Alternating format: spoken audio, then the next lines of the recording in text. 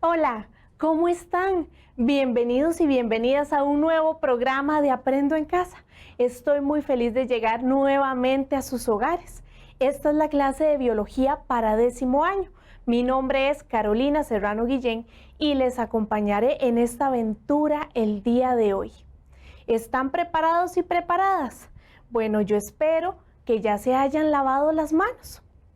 El lavado de manos es muy importante. Recuerden que combatimos el COVID y otras infecciones. Además, ustedes han aprendido durante este año, a partir de esta experiencia y todo esto que estamos viviendo, han aprendido a planificar su tiempo, ¿cierto? Porque están ahí disfrutando de esta clase.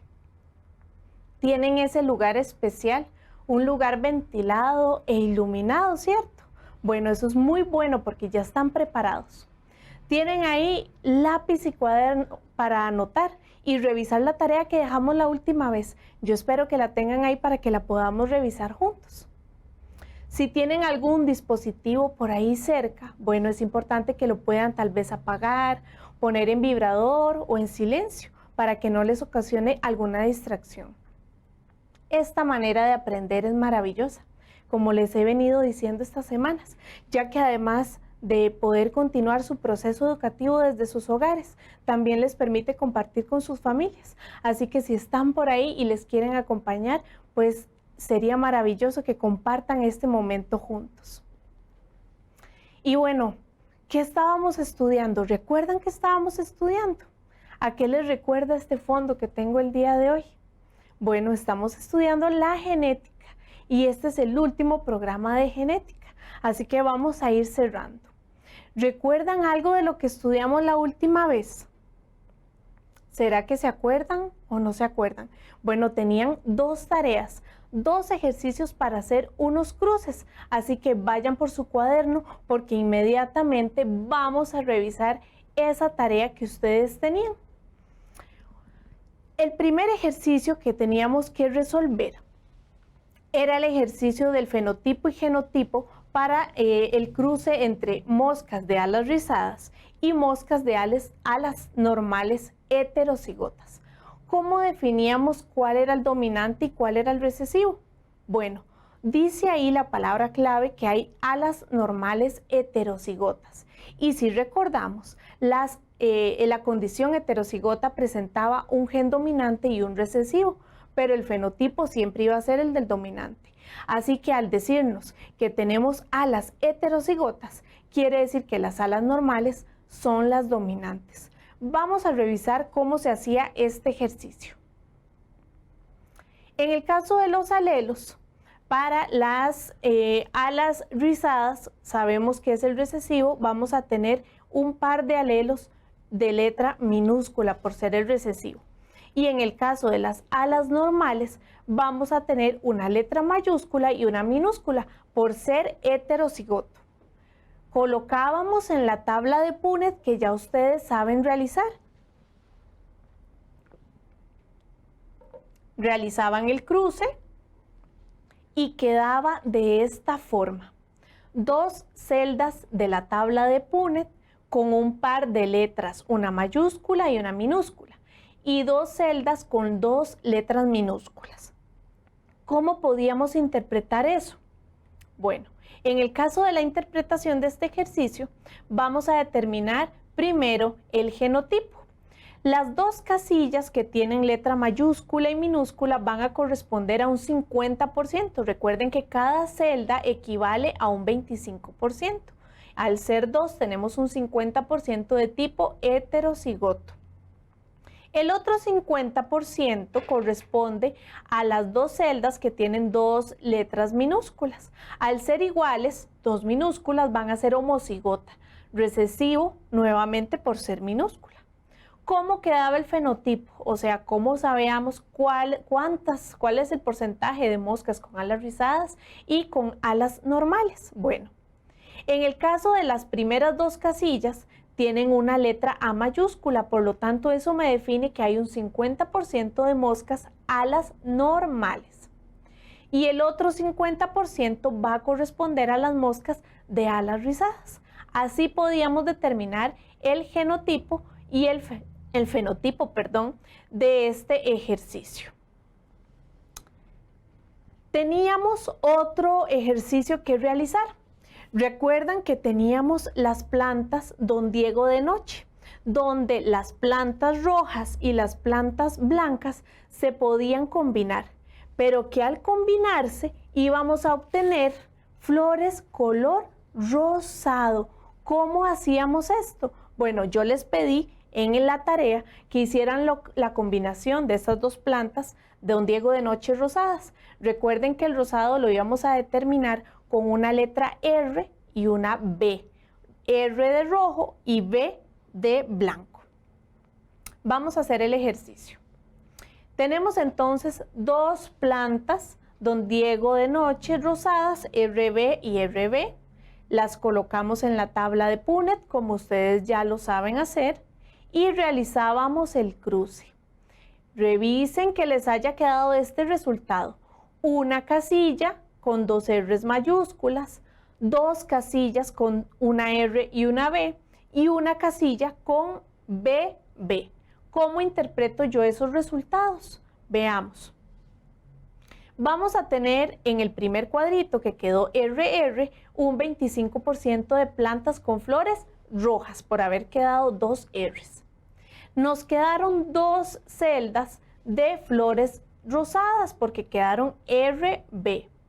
Y finalmente un cuadrito que corresponde a un 25% de flores blancas. Así podíamos resolver entonces estos ejercicios. Vean qué sencillo. Ustedes podían perfectamente realizar estos ejercicios en sus casas. Espero que les haya ido bien con eso y que lo hayan podido realizar.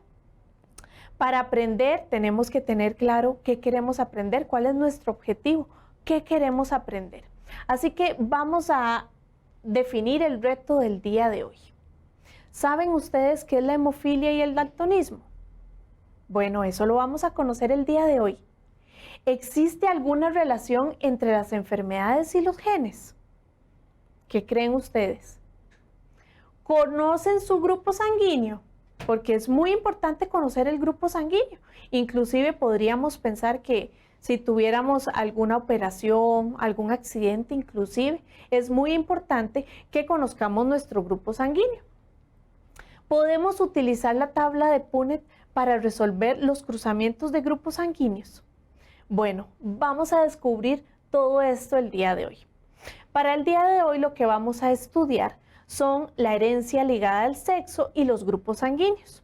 Y precisamente para introducir un poquito sobre la herencia ligada al sexo es muy importante que conozcamos, recordemos o aprendamos cómo se definen los cromosomas sexuales. Y para eso Lucía nos preparó un video donde explica de una forma muy sencilla un poco sobre esto, así que presten muchísima atención.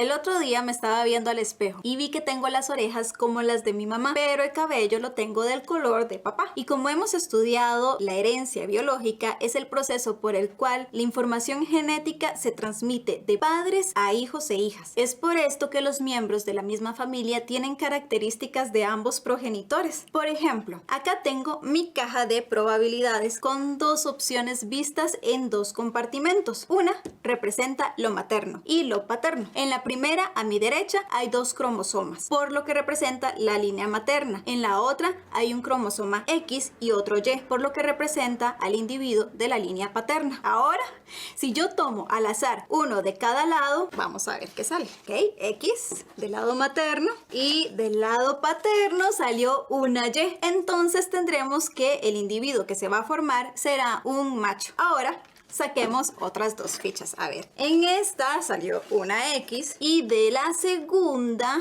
salió otra X, por lo que el nuevo individuo va a ser una hembra. Dentro de nosotras tenemos un juego de 23 pares de cromosomas, 22 somáticos y un par sexual. En cada par, uno de nuestra madre y uno de nuestro padre. Y ellos a su vez heredaron de forma similar un doble juego de cromosomas de sus padres. El cromosoma que se hereda de la madre es siempre X, pero el que se hereda del padre puede ser X o Y. Existen diferentes cruzamientos en la naturaleza para determinar el sexo de la descendencia, pero la que demostramos aquí ahorita es en nosotros los humanos. Llegamos a una conclusión acertada si pensamos que la determinación biológica del sexo en humanos depende del cromosoma que se herede del padre. Sí, bueno, nos vemos y sigamos investigando. ¿Qué les pareció? ¿Vieron qué sencillo que nos explicó Lucía el asunto de los cromosomas sexuales? Bueno, gracias a ella entonces aprendimos que el par XY corresponde ¿a quién?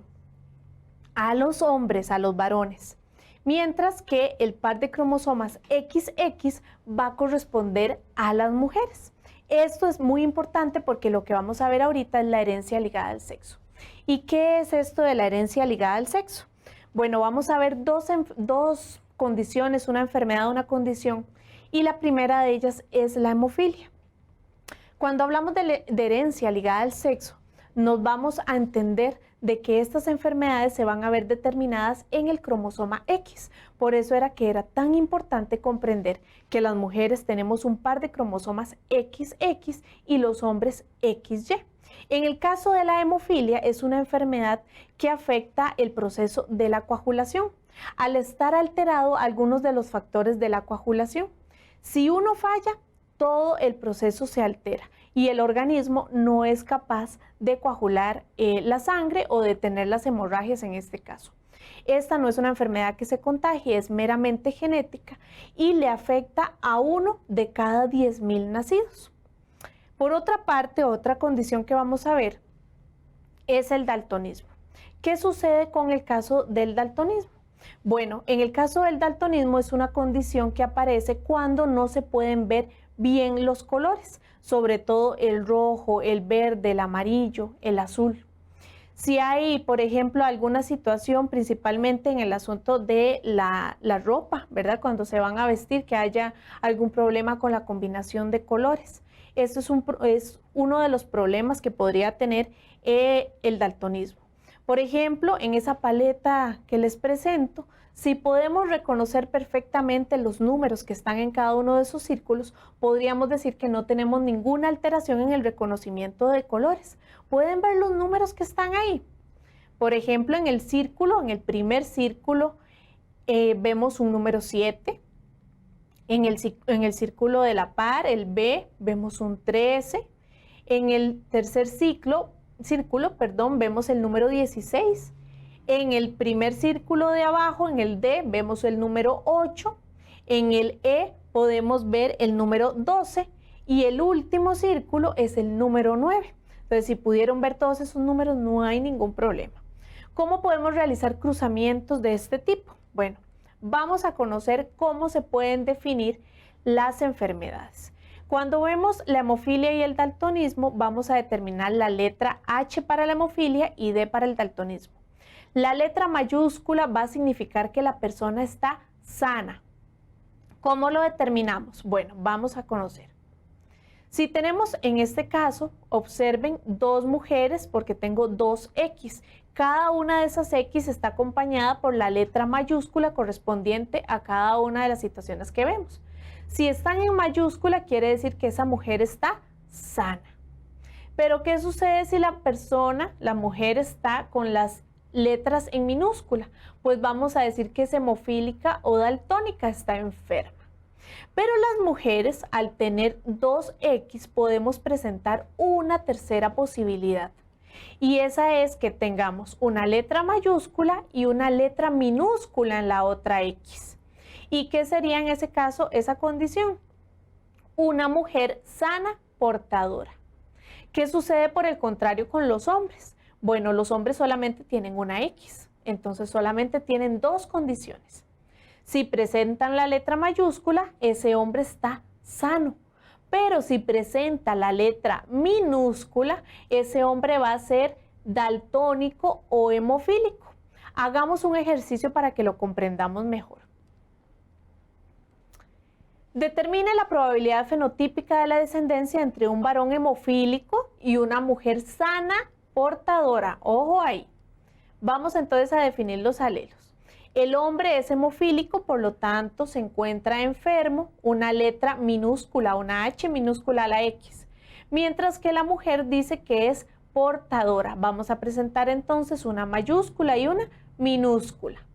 Los colocamos en la tabla de Punnett, como ustedes ya lo saben hacer, y realizamos el cruce. Vamos a ir viendo cómo va a quedar ese cruce para que interpretemos los resultados. Si nos damos cuenta, en un primer cuadrito nos quedó una combinación de 2X, por lo tanto es una mujer, letra mayúscula y minúscula en las H's, por lo tanto es un 25 de mujer sana portadora. El cuadro de la par nos quedó XX con las H's minúsculas, por lo tanto esa mujer está enferma.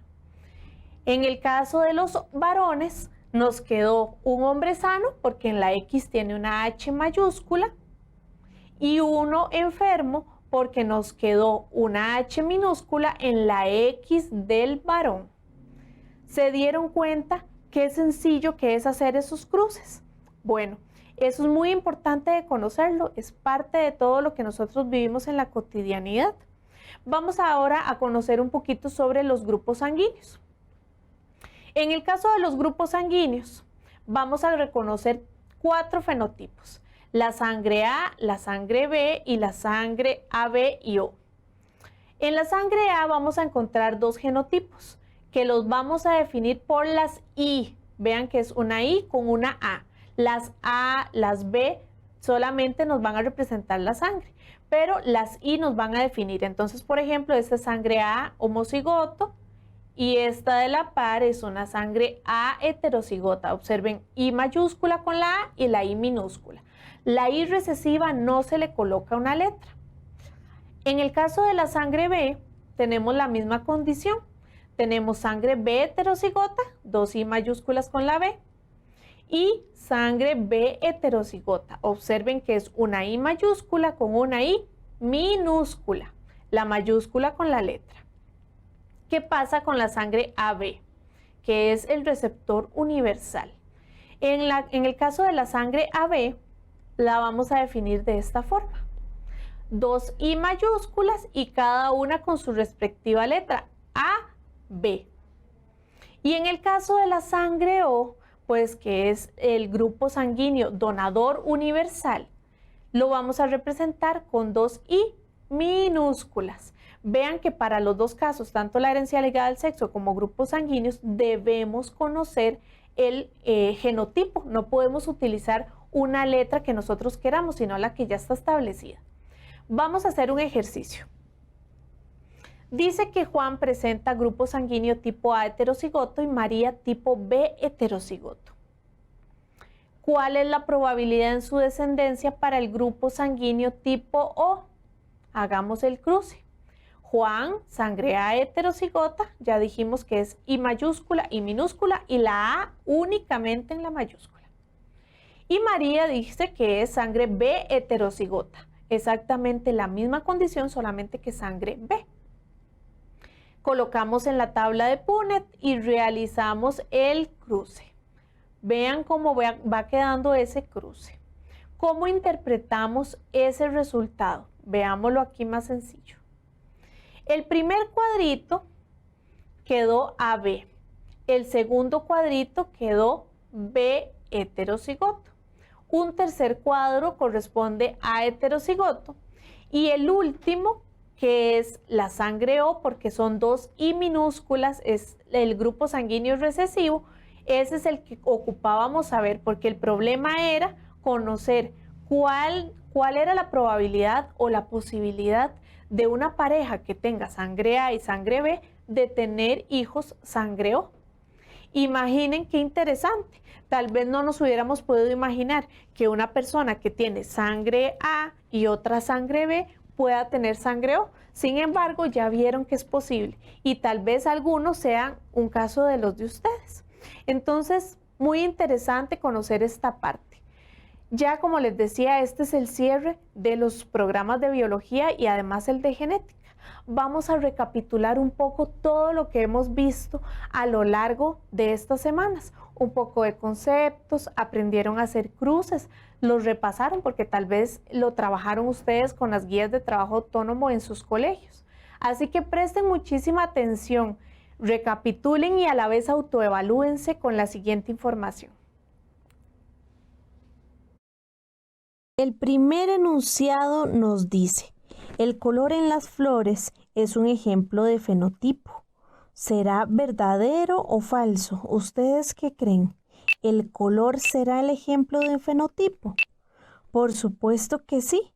El fenotipo es todo lo que podemos percibir con los sentidos. El color con la vista, el sabor con el gusto, las texturas con el tacto, todo eso corresponde a fenotipo. Vamos con la siguiente. El siguiente par de alelos muestra la condición heterocigoto y vemos 2A mayúscula.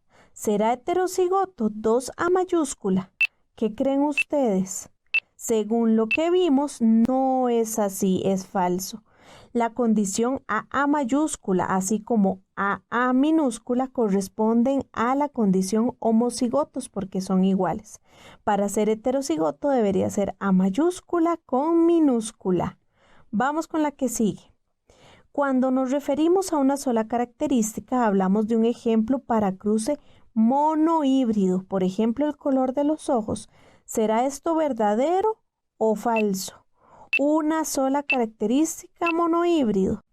Claro que sí, es verdadero. Podemos referirnos cuando hablamos de tipos de tallo, el color de las flores. Estamos hablando de una sola característica. Seguimos repasando. La posibilidad de manifestarse a la vez dos características o fenotipos dominantes no existe. ¿Verdadero o falso? ¿Ustedes qué creen? ¿Se pueden determinar dos fenotipos dominantes? Falso, sí existe y se llama codominancia. Vean, por ejemplo, un caballo pinto. Podemos ver que se manifiesta tanto el color café como el color blanco. Vamos a ver.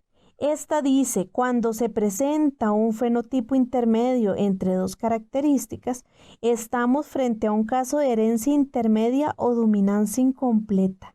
¿Será esto verdadero o falso? Fenotipos intermedios.